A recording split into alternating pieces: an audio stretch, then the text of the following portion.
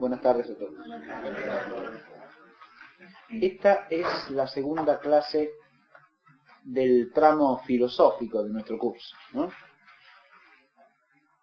Esta va a ser una clase más tranquila, espero, que la anterior. Voy a tratar de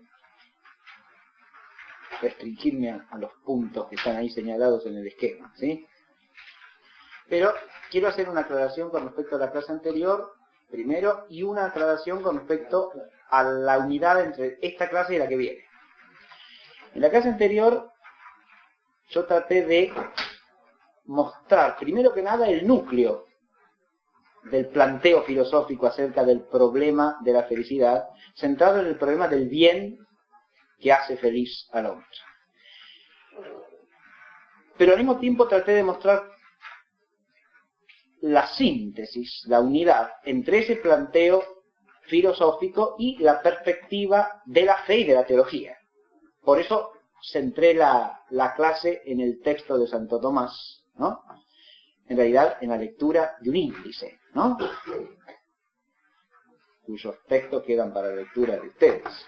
Pero ese índice mostraba cómo Santo Tomás recoge la noción filosófica de felicidad, pero al mismo tiempo muestra la necesidad de trascenderla, es decir, de no quedarse en ese plano. Ahora, en esta clase y en la próxima, nosotros vamos a hacer el esfuerzo de ponernos en el plano filosófico, a sabiendas de que con eso estamos dando nada más que una parte, ¿no? La parte del misterio de la felicidad humana que la razón filosófica alcanza a entender en aquellos aspectos que son inteligibles racionalmente para el hombre y a vislumbrar en aquellos aspectos que trascienden el alcance de la razón. Este es el plano en que nos situamos acá. Ahora, son dos clases, porque en una vamos a enfocar la felicidad desde ese aspecto de la antropología filosófica que podemos llamar esencial, es decir, en cuanto, que es la parte primera y fundamental de la antropología filosófica, en cuanto el filósofo se plantea qué es el hombre, trata de discernir la esencia del hombre, el constitutivo de la naturaleza humana, y a partir de allí entender todo lo que se deriva de ese constitutivo, todas las propiedades del hombre, el fin propio del hombre, como naturaleza. En la clase próxima, en cambio, vamos a tratar de otro aspecto de la antropología, que es lo que podríamos llamar el aspecto existencial. Yo creo que desde el punto de vista filosófico es una gran desventaja y, en última instancia, un error, quedarse con una sola de estas perspectivas antropológicas. Es decir, el filósofo puede y debe considerar esencialmente la naturaleza humana. Porque la inteligencia humana puede conocer la naturaleza del hombre en una línea de visualización objetiva como puede captar la esencia de todas las cosas naturales, en general. Pero no es el único modo de conocimiento que tenemos del ser del hombre. De modo que, puesto el filósofo a buscar los principios y las causas del ser del hombre, no puede limitarse a una perspectiva objetiva y esencial, porque el filósofo también experimenta existencialmente, vivencialmente, la condición humana.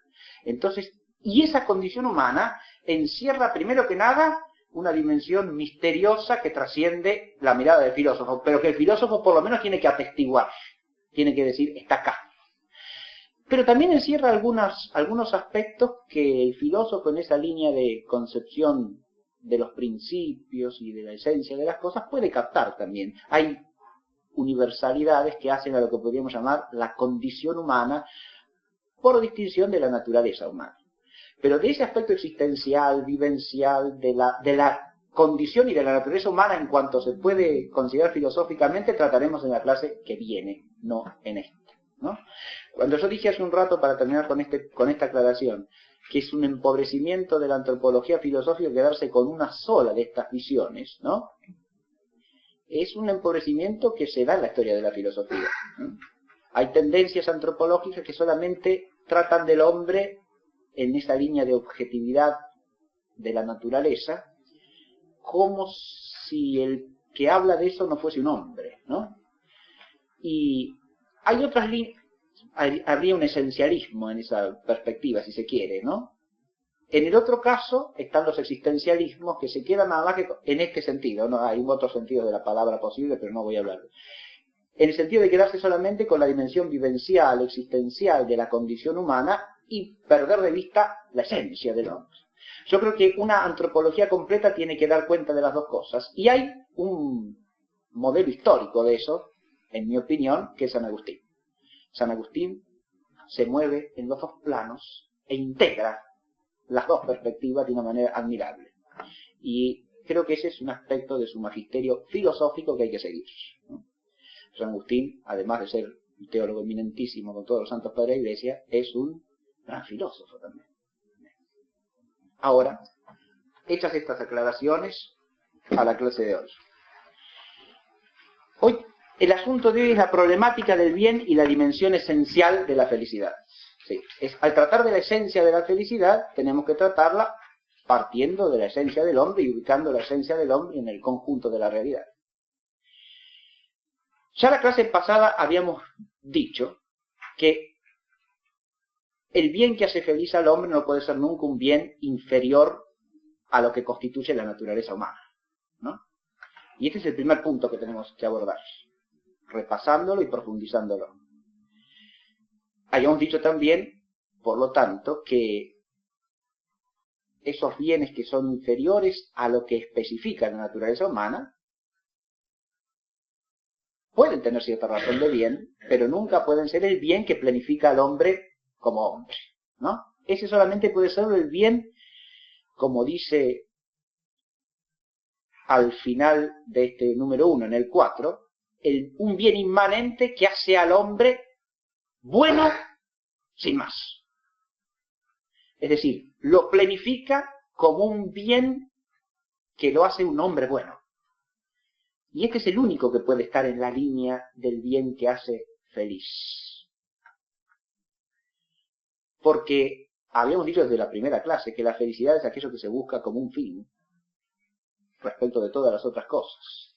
Por lo tanto, no puede ser nunca un bien que tenga razón de medio. El primer bien que nos aparece ante la mirada, y es uno de los candidatos que ya en la sofística griega, y eso lo retoma todo el utilitarismo moderno, uno de los candidatos a ponerse como el bien que hace feliz al hombre es el bien útil. El bien útil en todas sus variantes y en todas sus formas. Ahora, el bien útil es, por definición, aquello que se llama bueno y tiene razón de bien, en tanto que es un medio apto para alcanzar un fin. Ahora, si la felicidad es aquello que se persigue como fin de todas las cosas, ya comparando las mismas definiciones, nos damos cuenta que ahí en el utilitarismo hay un despiste radical. Es decir, el bien útil, por definición, no puede ser otra cosa que un medio. Y por lo tanto jamás puede ser el bien que se busque como fin último. O sea, como el fin al que se ordenan todas las demás cosas. Esto es manifiesto hasta para el sentido común, antes de entrar en la filosofía. Por eso, aún en el saber vulgar, y en buen castellano, cuando hablamos de los útiles, sabemos que lo que es útil se puede usar bien o no. O sea que hay un buen uso de las cosas útiles. Si yo tengo un automóvil, que es un útil, ¿lo puedo usar bien o no? Ese buen uso abarca múltiples aspectos a su vez, ¿no? El buen uso del útil es un buen uso en cuanto que hay que saber disponer del útil, en orden al fin para el cual está hecho. Pero además, el buen uso implica no solo que uno puede manejar adecuadamente el útil en orden a su fin inmediato, sino que además lo usa de tal manera que en ese uso se respeta a sí mismo y respeta a los demás. Es decir, la noción del buen uso trasciende al bien útil de tal manera que implica un manejo adecuado del instrumento que es el bien útil, pero al mismo tiempo, en esa noción de buen uso, entra también el modo en que disponemos del bien en relación con los demás y en relación con nosotros mismos. De manera tal que esa noción que, insisto, es de saber vulgar, uno usa bien o no usa bien el automóvil. Y en ese uso bueno va todo esto involucrado que acabo de decir, ¿no? La noción del buen uso muestra que lo usado no es el fin, sino que es un mero medio. Y un medio que se puede usar bien o mal. Y ahí ya tenemos que ir a otro orden de bien, que trasciende a la utilidad. Uno de las torpezas, podríamos decir, o de los errores que acechan al utilitarismo constantemente, es la presuposición del fin. Como el bien útil siempre tiene razón de medio, no puede predicarse su bondad y no puede adjudicarse la razón de bondad sino en relación con el fin. Ahora, cuando hablamos de la utilidad de las cosas sin plantearnos el fin, una de dos: o hemos pensado el fin ya tan claramente que no hace falta explicitarlo, o no sabemos de lo que hablamos. Es decir, estamos presuponiendo fines que quién sabe cuáles son, ¿no? Estamos dando por sentada la legitimidad de fines que a lo mejor no nos hemos parado nunca a reflexionar cuáles son. Y eso es algo que nos pasa constantemente en un contexto social en el cual se promueven bienes útiles sin plantear el problema del fin, ¿no? Basta que algo sea útil, sirva para algo, ¿no? Para que se dé por sentado que eso es una cosa no solo buena, sino hasta un bien común, algo que hace a la constitución del hombre como hombre y que a nadie le puede faltar, ¿no? Entonces, si uno no tiene, yo me entiendo, el automóvil hace un rato, por ejemplo, ¿no? Entonces, si uno no tiene un automóvil, no es una persona completa. Eso dicho filosóficamente, puede mover a risa, pero no mueve a risa si uno lo mira en la realidad, desde la cual eso se asume como si fuese una verdad, ¿no? Entonces, una persona que no tiene un automóvil es un semihumano, ¿sí? Es una especie de... Hoy día puede decir el celular, el ordenador personal, la computadora, lo que sea, ¿no? Entonces, si uno no tiene eso, no entra en el rango de persona. Bien. Pero eso deriva de no pensar el fin, simplemente, ¿no? Es decir, se ha transformado el bien útil en algo que de suyo parece ser un fin. Hasta tal punto que es lo que tenemos que perseguir y cuando lo alcanzamos ya estamos completos. Nos da la plenitud. En eso hay una ilusión feroz, ¿no? Terrible. Porque los bienes útiles no son más que eso, instrumentos que se gastan y que sirven para alguna cosita, ¿no? Pueden ser utilísimos para lo que sirven. ¿Y qué más? Y nada más. Son medios para cierto fin. Y tendrán la dignidad del fin que se procura mediante ellos. Obviamente. Porque su razón de bien no les viene de ellos mismos. Les viene de su vínculo con el fin. Por eso se dice que es el bien útil en la filosofía clásica. Se lo llama bien útil por analogía. El concepto de bien acá está tomado analógicamente. Lo que se dice bueno como útil es aquello que entraña razón de medio apto para el fin, de modo que toda su bondad está en la relación con el fin. Es una bondad estrictamente relativa. Por relación al fin para el que sirve, se dice un bien. Y así el automóvil es un bien para el fin utilitario para el cual sirve. Es un bien en relación con el fin para el cual puede adecuadamente utilizarse. En sí mismo no se llama bien útil, no.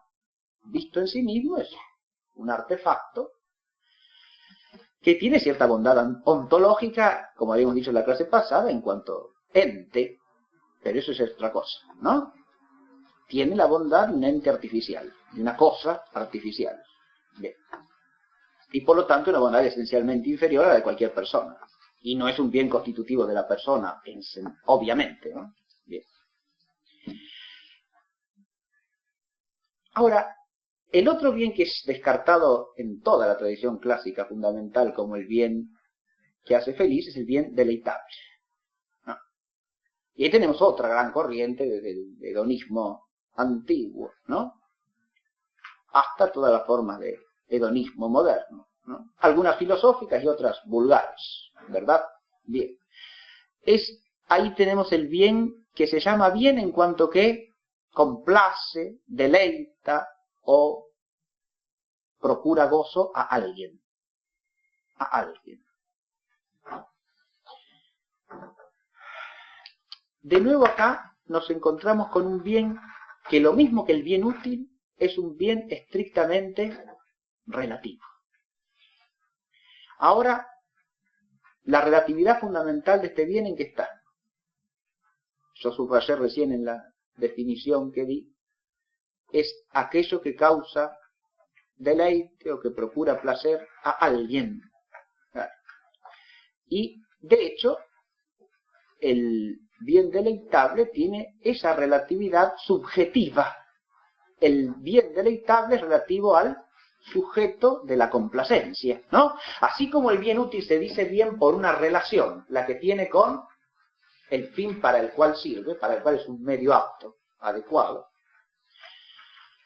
El bien deleitable se llama bien por razón de ¿qué?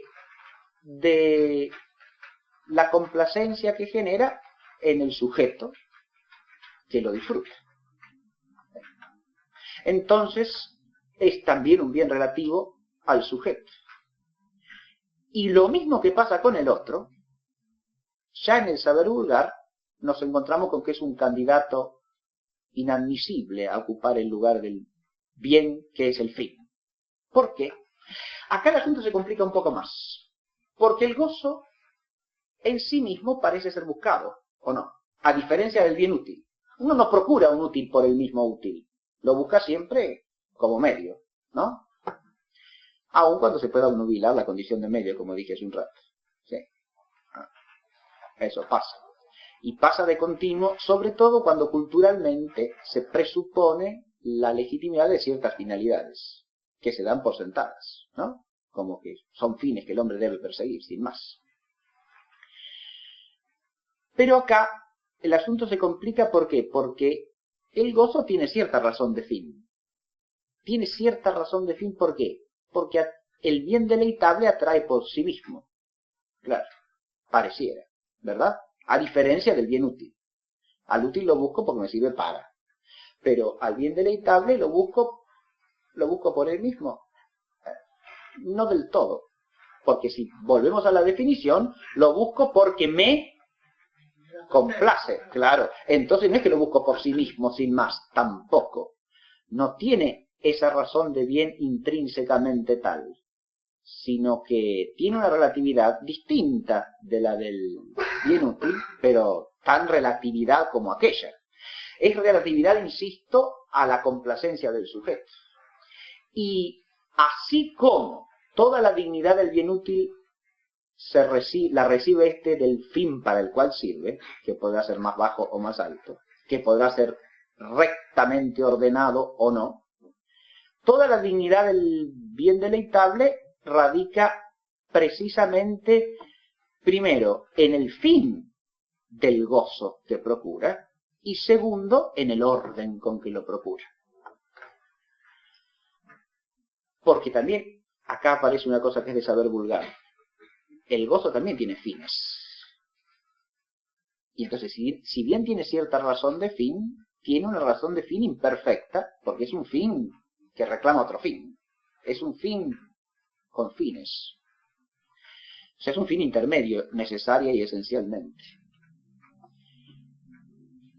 ¿Qué pasa acá? ¿O por qué decimos esto? Es una cosa clara, manifiesta, que cuando buscamos un gozo, podemos buscarlo con una finalidad ulterior. Y esa finalidad ulterior puede servir para calificar ese gozo de algo bueno o no. De modo que hay una bondad que trasciende al gozo mismo. Así, por ejemplo, se puede procurar gozo simplemente para engendrar una sensación de omnipotencia o para incrementar la propia vanidad. Y de hecho, muchas veces sucede. ¿Está claro? Es decir, podemos buscar el gozo simplemente porque, como un instrumento, ahora es un medio, ¿sí? Como un instrumento ¿para qué? Para afirmarnos a nosotros mismos, ¿sí? Para no quedar mal parado frente a otros, o en inferioridad de condiciones. Y ahí aparece, insisto, la vanidad también. O con la finalidad de procurarnos una seguridad de la que carecemos, o con la finalidad de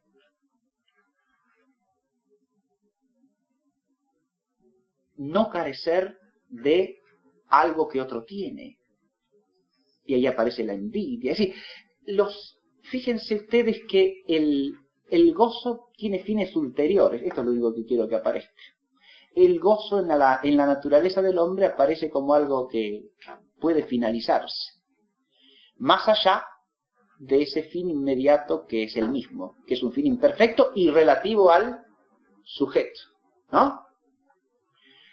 Otro problema que sucede con el gozo es que cuando hablamos del gozo, podemos hablar de un gozo, de una complacencia de distintos niveles, filosóficamente hablando.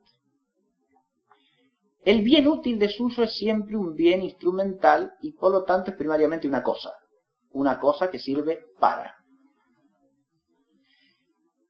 En cambio, el bien deleitable puede ser algo de orden material, ¿no? Pero también puede ser algo de orden espiritual. Es el placer que nos procura, pongamos, la música, una buena lectura, ¿sí? Además, como dijimos en la clase pasada, el bien material, el hombre solo por abstracción ideológica o en una situación sumamente extrema, lo buscaría meramente como objeto de deleite meramente material, ¿no? Eso traté de explicarlo en la clase pasada muy rápidamente, pero la idea era esta. Cuando hablamos yo había puesto el ejemplo del placer de una comida, ¿no? Que no residía solamente en la materialidad de la comida, sino en el hecho de que pudiéramos compartirla en paz con las personas que queremos, por ejemplo, ¿no? Entonces, ahí hay un placer que no es meramente material. Y en el fondo, estructuralmente, el placer que busca el hombre no es nunca meramente material. Aun cuando el objeto sea de orden material y el placer en juego sea primariamente sensible o sensorial, el fin procurado, el gozo mismo, nunca emerge de un modo puramente material o sensible, porque no es esa la naturaleza del hombre, así de sencillo. Y entonces hay de ordinario alguna componente ideológica en eso, hay alguna componente de finalidad espiritual. Claro. Hasta tal punto es esto así que hasta que nosotros no vemos en qué sentido el objeto, sea material o sea espiritual, de la complacencia, puede ordenarse de alguna manera en la esfera del espíritu, no le vemos del todo la razón de bien. Claro. ¿Y esto por qué? Por lo mismo que pasaba con el bien útil. Hay un buen gozo y hay los fines del gozo. Y el gozo bueno y los fines del gozo hay que medirlos en relación con ¿qué? Ahora se trata, primero que nada, del tipo de complacencia que entra en juego. ¿Por qué me complace? Porque si toda la complacencia viniese de que satisface mi vanidad o mi soberbia, obviamente sería una complacencia esencialmente viciosa. Recayese sobre un objeto material o sobre un objeto espiritual indistintamente. ¿Sí? Y en cambio, si la razón o el fundamento por la que me procurase gozo fuese ordenada y recta, y en orden a la planificación del propio espíritu, entonces sería un gozo bueno, no un gozo malo. No un gozo vicioso, sino un gozo virtuoso. Este es un problema que el filósofo puede ayudarnos a pensar, por lo menos, ¿no? Y que es un problema muy importante en la naturaleza humana. ¿Cuál es el fundamento del gozo? ¿Y cuál es el fin del gozo? Y entonces podemos ubicar el gozo en la línea de su elevación a la felicidad, lo mismo que el bien útil. Porque son bienes que son necesarios para el hombre, tanto el uno como el otro, y son propios de la naturaleza humana. Pero para que sean realmente humanizadores y planificadores del hombre, tienen que estar ordenados respecto al otro bien, al bien honesto, al que vamos a pasar después. ¿Y por qué tienen que estar ordenados? Porque en sí mismos y según su naturaleza son bienes inferiores y relativos. Son bienes relativos y por lo tanto no son el bien en sí, no son lo en sí bueno, sino algo que se dice bueno por su relación a aquello que es en sí bueno. La bondad del útil en última instancia estará en que sirva para una vida honesta. Y la bondad del gozo también, en que planifique una vida honesta o haga, enriquezca o le dé orden a una vida honesta. Entonces su razón de bondad estará en relación con lo que es bueno en sí. Ahora, lo que es bueno en sí, eso que llamamos el bien honesto, sería en esta serie de bienes el primer analogado, ¿no? Sin el cual los otros no podrían llamarse ni decirse bienes. Y por eso todo el asunto filosófico está en entender en cuál sea el bien honesto. Porque de lo que sea eso dependerá que los otros sean auténticamente bienes o no. O sean equívocamente llamados tales. O sea nada más que un bien aparente, pero no un bien auténtico.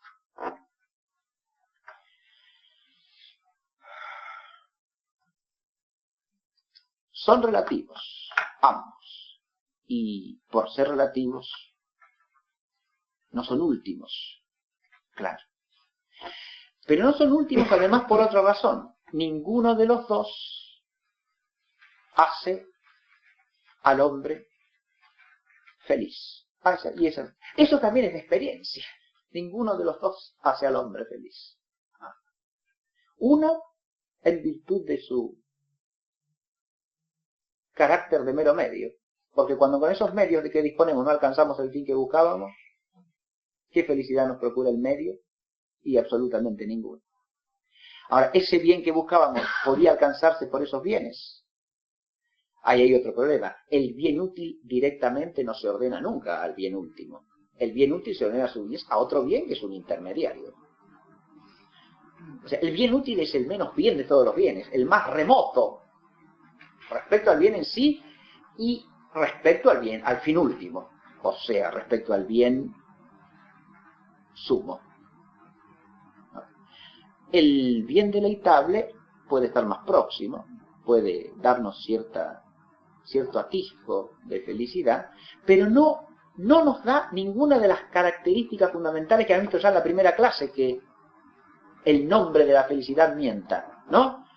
Ni la plenitud del ser del hombre, ni la plenitud del sentido de su existencia, ni tampoco la fructuosidad que está en la raíz latina de felicidad, recordamos. Nada de eso nos lo procura ni el bien útil ni el bien deleitable. Además, los dos tienen una imperfección fundamental también desde el punto de vista ontológico. En el bien útil eso es más grande todavía, porque el bien útil de suyo es meramente un objeto o cosa. Y muchas veces una cosa artificial, ¿no? O sea, un producto del hacer humano. El bien deleitable también tiene cierta razón de objeto, y hasta podríamos decir de mero objeto si lo consideramos adecuada y solamente como bien deleitable. Y claro, sí. ¿Por qué? Porque la otra persona es también otro sujeto personal de gozo. Por lo tanto, nunca puede ser un mero objeto de complacencia. Ah, no. Imposible.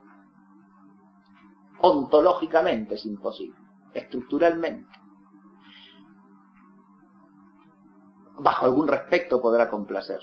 Pero si lo redujésemos a eso, lo estaríamos cosificando.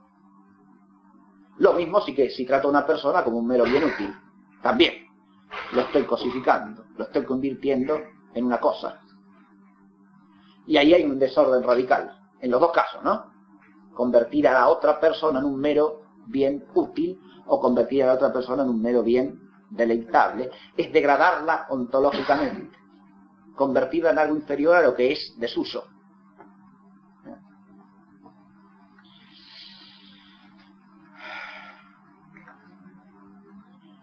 Esto nos lleva a desembocar entonces en el bien honesto, en el bien.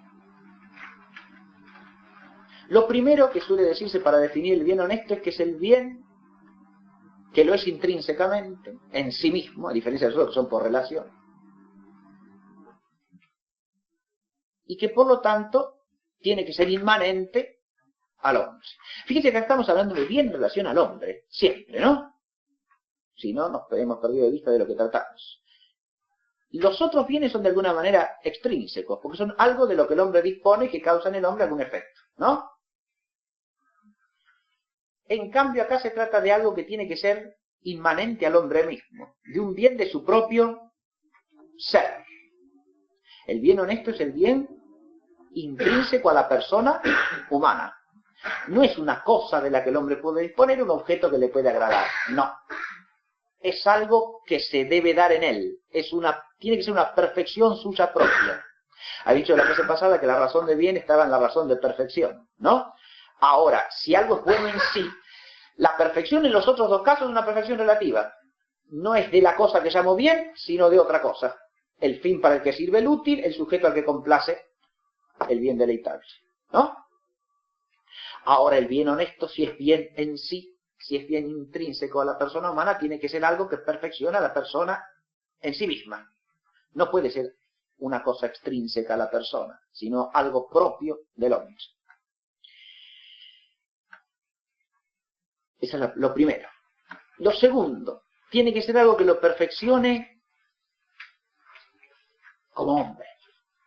Que haga al hombre, como dice allí, bueno, simpliciter, esa es la expresión escolar. Simpliciter bonus. Lo tiene que hacer bueno, sin más. No, como decíamos también en la clase pasada, un buen herrero, un buen carpintero, un buen médico, un buen padre de familia, un buen abogado, un buen maestro, un buen profesor. No. Bueno, ¿no? Bueno. Nada más. Bueno como ser humano, bueno como persona. Es decir, le tiene que ser bueno sin más. O sea, en la línea de la perfección esencial, de la perfección de su propia esencia. Porque hay algo que es característico de todos los entes finitos, y los entes finitos están llamados a realizar su propia naturaleza, es decir, alcanzar la plenitud de su propia esencia. Y el hombre también, como ser finito, está llamado a alcanzar la plenitud de su propia esencia. Ahora, la plenitud de su propia esencia tiene que ser algo intrínseco a su ser, porque si no, no podría ser la plenitud de su esencia, y tiene que ser algo que lo perfeccione en la línea esencial, o sea, como ser humano. Muy bien. No sustancialmente como ser humano, porque si no, o sea, no sería un hombre y no podría tener la perfección propia de un hombre.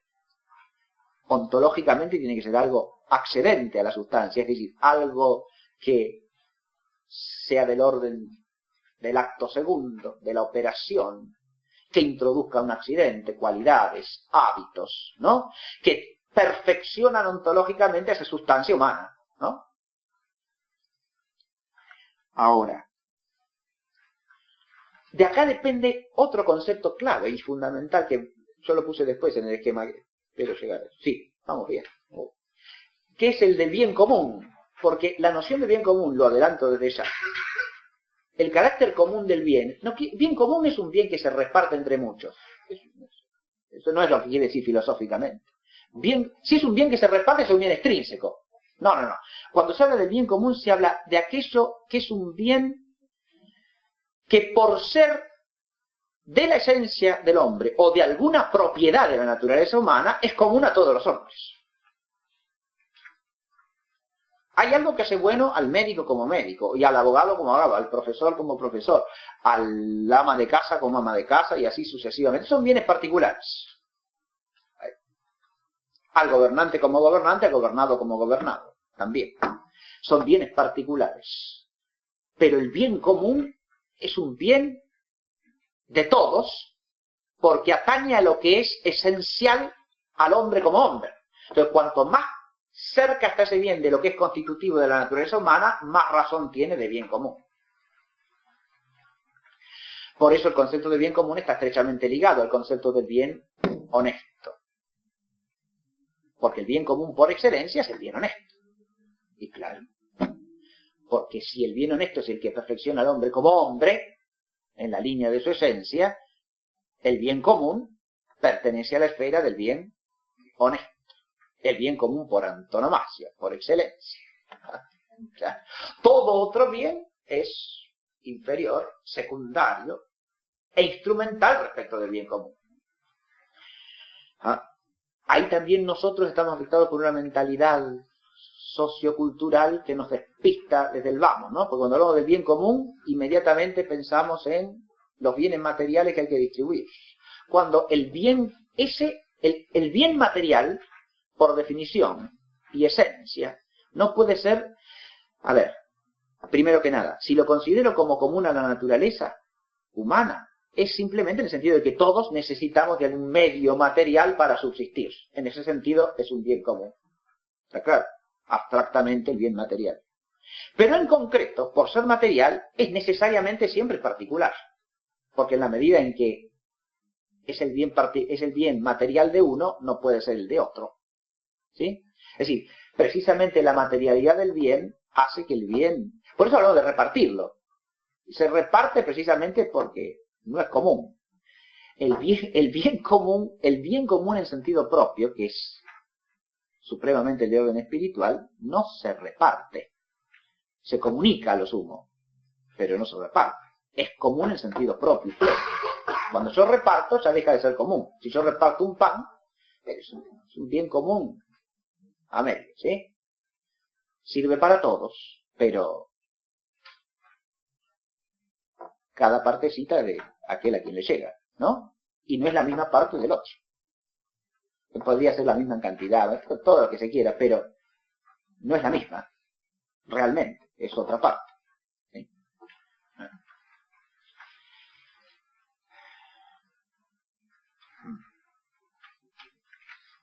El bien honesto y sus constitutivos. Acá llegamos, sí, al tema central. Es el centro del asunto. El bien honesto, ¿y qué es lo que lo constituye el bien honesto? Muy bien.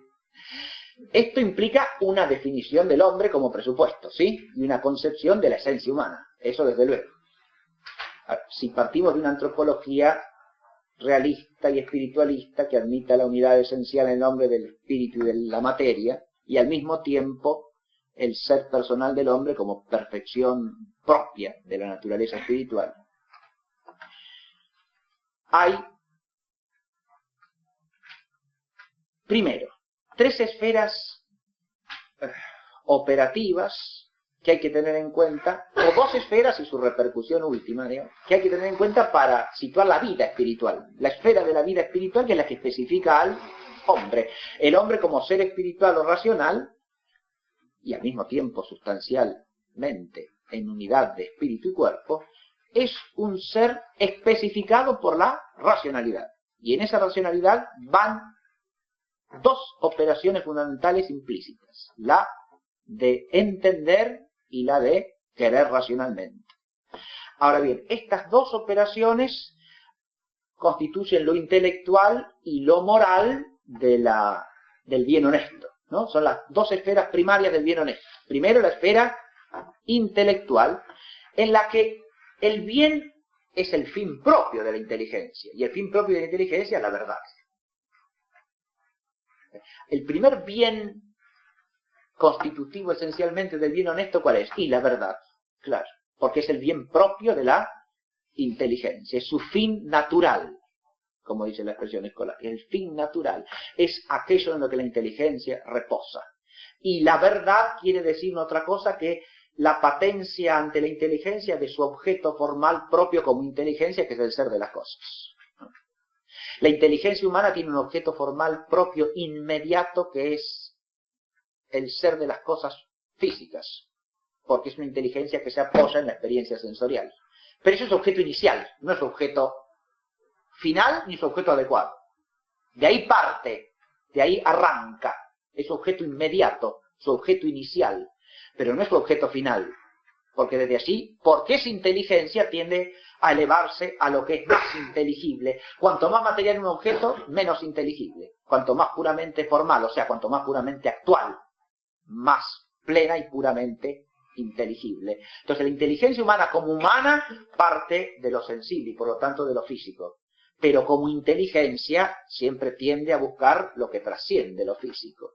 Esto, fíjense, es una inclinación fundamental del hombre como ser racional. ¿Sí? Por eso, si hay una ley natural primaria, es la que manda a buscar la verdad, ¿no? Para el ser racional. Porque el ser racional no puede vivir sino en conocimiento de la verdad. Si no, no vive como ser racional. Es lo que dice Aristóteles al comienzo de la metafísica, ¿no? Todo hombre, por naturaleza, aspira o tiene la inclinación a saber, es decir, a conocer la verdad. Acá también puede haber despistes enormes, porque este bien se puede retorcer y se puede corromper, peor todavía que los bienes inferiores. Según aquel principio metafísico que recordamos en la clase pasada, ¿no? Que la corrupción de lo mejor es la peor. De manera tal que este bien que es la verdad, que es un bien fundamental, constitutivo del bien honesto, es un bien que lo podemos escamotear de múltiples modos, ¿no? En lugar de ordenar la inteligencia a su fin, que es la verdad, ponemos el bien de la inteligencia en simplemente hacer preguntas, hacer cuestiones, formularse enigmas, o plantearse dificultades, o generar de sí misma métodos a los que atenerse, o razonar, sin más. Y todo eso en realidad son medios de la inteligencia para llegar a su fin, que es la verdad. Pero claro, la verdad, y esto lo habíamos insinuado también en la clase pasada, la verdad es una manifestación del ser, y esto es importante tenerlo en cuenta. ¿Por qué? Porque hay una jerarquía de verdades, y acá es donde aparece el sentido de la verdad como algo que tiene que ver con la felicidad. No cualquier verdad puede hacer feliz al hombre. Ah, no, claro que no. Sino la verdad acerca de las cosas supremas. Aquella verdad en la cual el hombre puede descubrir el sentido de la totalidad de las cosas y de su existencia en esa totalidad. Esa verdad es la única que tiene que ver realmente con la felicidad. Toda la verdad está ordenada a eso, digamos así. Hay una jerarquía de verdades. ¿El hombre tiene que buscar la verdad en todo? Sí, señor, en todo. Nadie, San Agustín dice eso hermosamente, ¿no? Nadie procura deliberadamente ser engañado en el fondo, ¿no? Es decir, nadie se va a contentar con un bien aparente a sabiendas de que es aparente. Por naturaleza. Si sigue realmente la inclinación de la naturaleza racional del hombre, nadie se va a conformar con un bien que sea un bien meramente aparente. Busca un bien verdadero. Y hasta tal punto eso es así, que cuando le acusamos a alguien de que el bien que busca no es el verdadero, y nos va a tratar de mostrar que sí, que por lo menos es el verdadero bien para él, ¿no? Entonces, ¿qué es el auténtico bien? Porque si no es bajo razón de auténtico bien, el hombre no lo busca, y no. Por eso, la noción de bien verdadero muestra además la vinculación entre lo que viene, que es el orden moral, y la verdad. La verdad se busca también porque sin ella la vida, la existencia del hombre como existencia práctica queda totalmente desorientada y no tiene luz. Va y no sabe dónde, ¿no?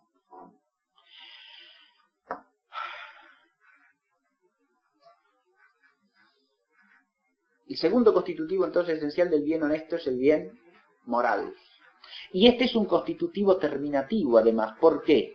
Porque, esto lo dicen también todos los grandes filósofos clásicos, el bien intelectual de suyo, al menos en el plano natural, no hace al hombre bueno como hombre. El solo saber no hace al hombre un buen hombre. No, señor. Lo hace conocente, siente, sapiente, pero no bueno. No basta. Es necesario, pero no es suficiente. No es el bien honesto sin más tampoco. El bien moral no puede existir sin ese conocimiento de la verdad. Pero el conocimiento de la verdad no es el bien moral. Y en el orden natural es estrictamente así. Es claro que es así.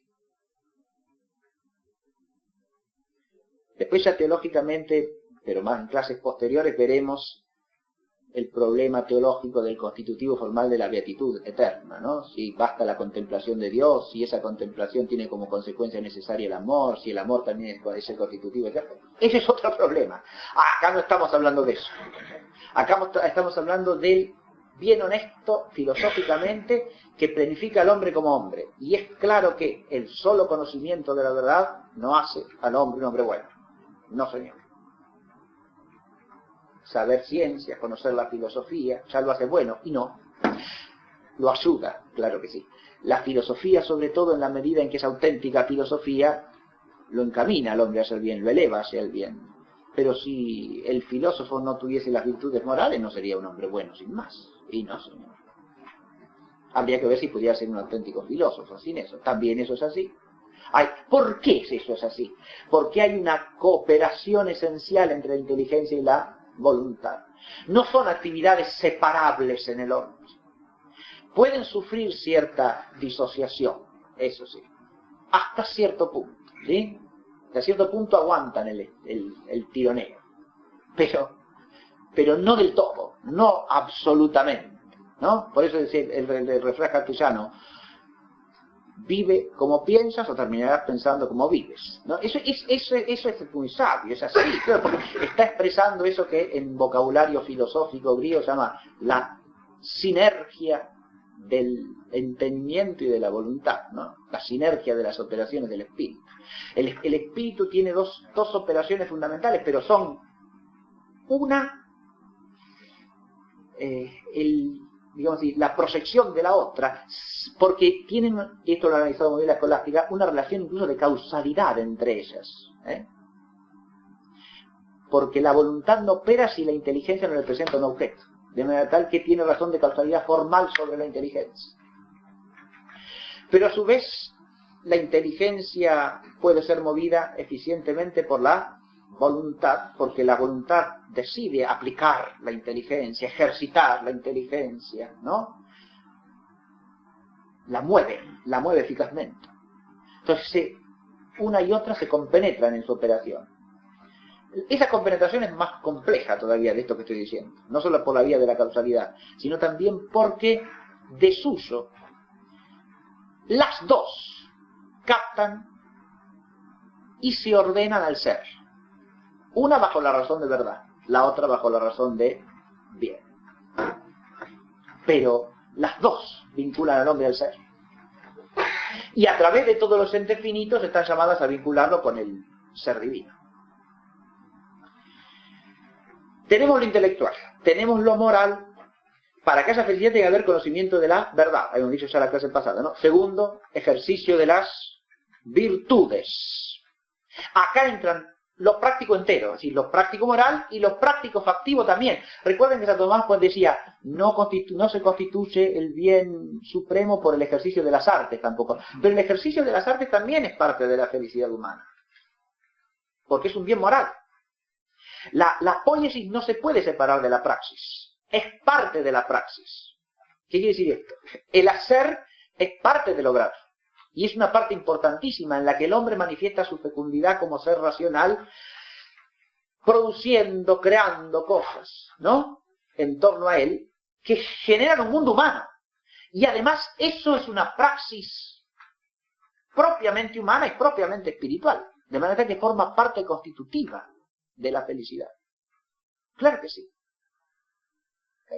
El hacer, desde el hacer del pintor, ¿no es cierto?, del arte, del arquitecto, el ama de casa que hace una buena comida también, ¿no? Esto, todo arte hace feliz también. Es parte constitutiva del bien honesto, claro. Ahora, siempre y cuando, como el arte es una praxis productiva y por lo tanto en sí misma tiene o está orientada hacia la cosa producida. Pero la cosa producida no se puede desvincular del orden moral y del espíritu entero del hombre. ¿Por qué? Porque tiene un significado para el hombre. Y el que la produce la hace con un sentido. Y ese sentido es el que le da su valor y su dignidad. Esa significación que tiene para el espíritu entero del hombre, que es inseparable de la verdad y del bien moral. ¿Está claro? Porque el sentido que se le da a la obra es un sentido que la trasciende. La trasciende desde la verdad y desde el bien. Más allá de ese bien de arte, de ese bien artificial producido que es ella, ¿no?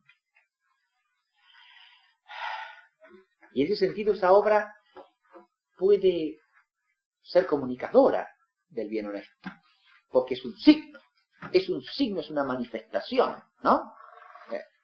Pero además edifica el ámbito del bien honesto, porque el hombre vive en un mundo de significados, no vive en un hábitat meramente natural. Esto es algo que Heidegger ha destacado muy bien y lo ha pensado con mucha profundidad. El hombre no vive como un animal irracional en el ambiente de la naturaleza. Vive concretamente, existe en un mundo, el mundo quiere decir en él, en una totalidad de cosas que tienen significado para el hombre. El error de eso sería negar la naturaleza. No. La naturaleza es la naturaleza. Él no la niega, de hecho. Pero el mundo en el que el hombre vive no es la naturaleza. Está hecho de cosas naturales, pero aún la naturaleza para el hombre es mundo, en la medida en que tiene un significado, en que tiene un sentido para él. Y en la medida en que él descubre el significado auténtico, será la verdad. Y solamente a la luz de ese significado auténtico podrá hallar el bien verdadero y ordenar su vida según el bien auténtico. El tercer componente que no se puede descartar es el componente afectivo, que dimana de los otros dos juntamente, de la inteligencia y de la voluntad. La felicidad implica, primero, conocimiento de la verdad, segundo, ejercicio de la virtud en todas sus dimensiones. Pero ni una cosa ni la otra son algo indiferente para el hombre. Repercuten en el espíritu del hombre como bienes y fines a los que él tiende, y por supuesto que sí. Fíjense, la afectividad es propia, un error filosófico gravísimo es identificar afectividad sin más con pasiones infrarracionales. La afectividad no son las pasiones irracionales, no señor. En el hombre hay pasiones infrarracionales imperfectas, porque no hay instintos en sentido perfecto. De modo que la pasionalidad infrarracional es cuasi pasionalidad, como los instintos son cuasi instintos. Pero hay además una afectividad espiritual que es específicamente humana y que forma parte del bien honesto. Y esto es una cosa que a veces se pierde de vista por completo. Ya decía Platón, por ejemplo, que sin Eros por la verdad no puede haber filósofo. Y tenía razón. Pero claro que sí. Si no hay un apasionamiento por la verdad, ¿quién le va a dedicar la vida a la búsqueda de la verdad? Y nadie, lógico. Y el hombre virtuoso se apasiona por el bien involucrado en la virtud. Pero claro, si no, ¿qué virtud tiene? ¿No? Cuanto más enraizada tiene en la virtud, más le repercute las cosas que atañen al bien propio de esa virtud, ¿o no? Pero claro, más lo sacuden, más lo conmueven, más repercuten en su ánimo y en su espíritu las cosas que tienen que ver con el bien que al que la virtud se ordena. ¿Está claro? Si uno tiene la virtud de la justicia, y las cosas que hieren a la justicia lo conmueven o no, pero evidentemente, y lo sacuden espiritualmente. ¿Por qué? Y porque si lleva en la medida en que lleva la justicia en sí mismo, en la medida en que la participa, el bien de la justicia lo apasiona. Claro que sí, evidente. Esa afectividad es constitutiva también de la felicidad, sí señor. Pero además hay otro aspecto de la afectividad que es esencial. Y ahora, con eso desembocamos directamente en lo relacional, porque eso es lo otro que no hay que perder de vista. El hombre es un ser racional, sí, pero si pensamos en el hombre como una especie de abstracto ahí, que es el hombre universal, no somos nosotros.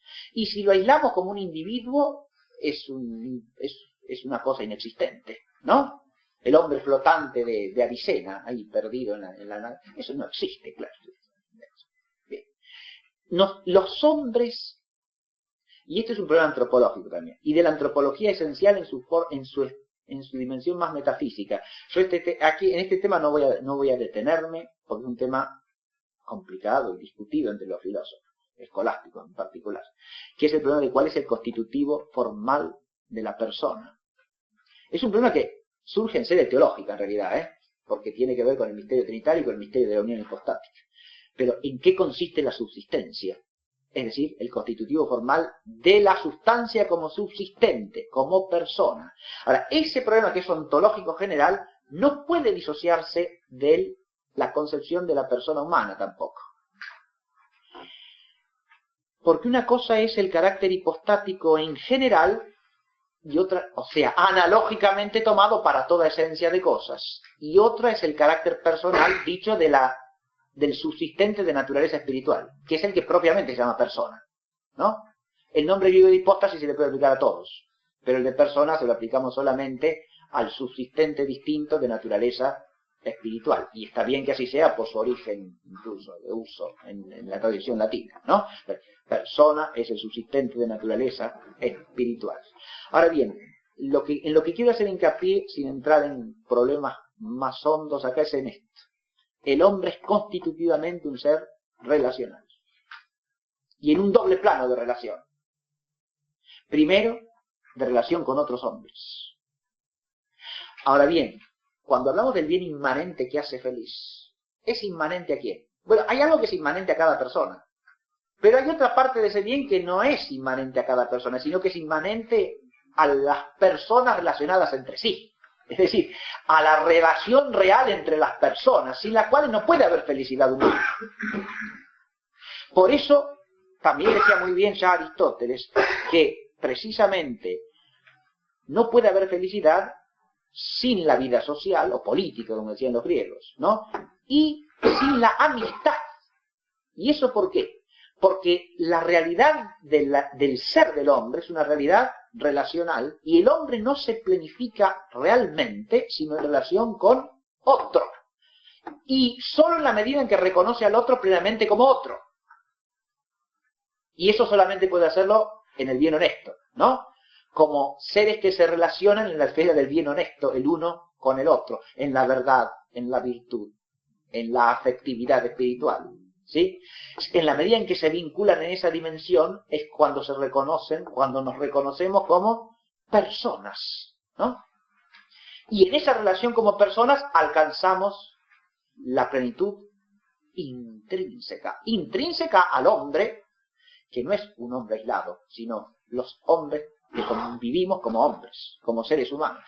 Fíjense que sin esa convivencia además es imposible todo el otro bien del que hemos hablado y que a lo mejor escolarmente nos imaginamos aplicándolo a un hombre individual aislado. Pero eso es un absurdo irreal, porque fíjense que ni un hombre que no tiene palabra, y la palabra no existe sino en la comunidad de los hombres, y ahí está el misterio del origen de la palabra, ¿no? Pero la palabra no existe sino en comunidad humana, y la adquirimos por el oído oyendo a otros hombres. Pero sin la palabra como signo, la inteligencia humana abstractiva no se despliega.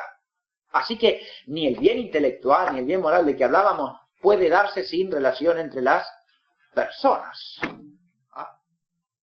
Esto filosóficamente es importantísimo entenderlo, ¿no? Porque si no, uno se imagina al hombre ahí como una especie de individuo puro que está flotando en el vacío, ¿no? Y no es así. Pero el hombre además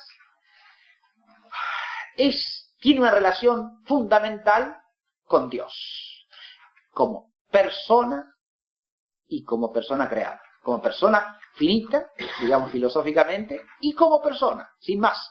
Porque como persona finita, porque Dios es su causa primera. Ontológicamente, es eso que decía San Agustín, que Dios está más presente en el alma que el alma misma, ¿no? Está más íntimamente en el alma que lo que se está el alma ella misma, porque es el que la crea, el que le da el ser. Claro. Pero además, precisamente porque se trata de una criatura espiritual, un ente finito de naturaleza espiritual, es capaz de conocer y de amar a Dios. La apertura al ser que la inteligencia y la voluntad ponen en el ser personal es una apertura al ser sin más, y por lo tanto solamente puede terminarse en el ser infinitamente perfecto. Y aquí viene lo último, ya nos pasamos 5 minutos, ¿no? Pero termino. Cuando se plantea el problema de la... ahí había una última pregunta. Por eso la felicidad es inseparable, así como es inseparable de la amistad y del bien común, es inseparable de la vida social, ¿no? Es inseparable de la religión. La felicidad humana es inseparable de la religiosidad humana. El hombre auténticamente feliz no puede serlo sino en la medida en que se relaciona adecuadamente ya como hombre, ¿sí? Y desde su naturaleza humana con el ser absoluto, con el ser divino.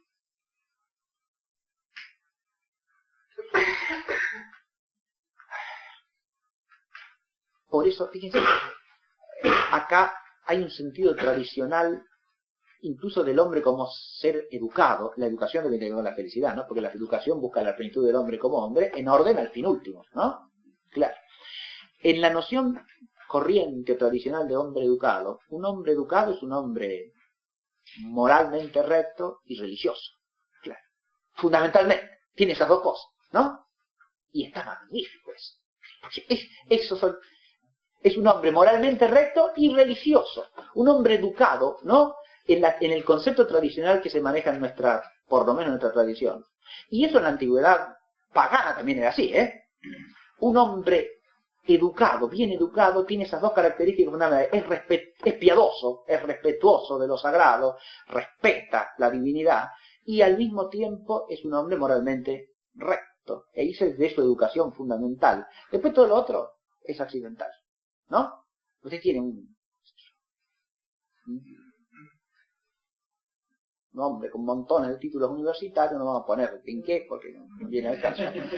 Pero, si careciese de eso, le faltaría eso que, según la concepción tradicional, es el bien propiamente humano, ¿no? Lo que hace al hombre bueno como hombre.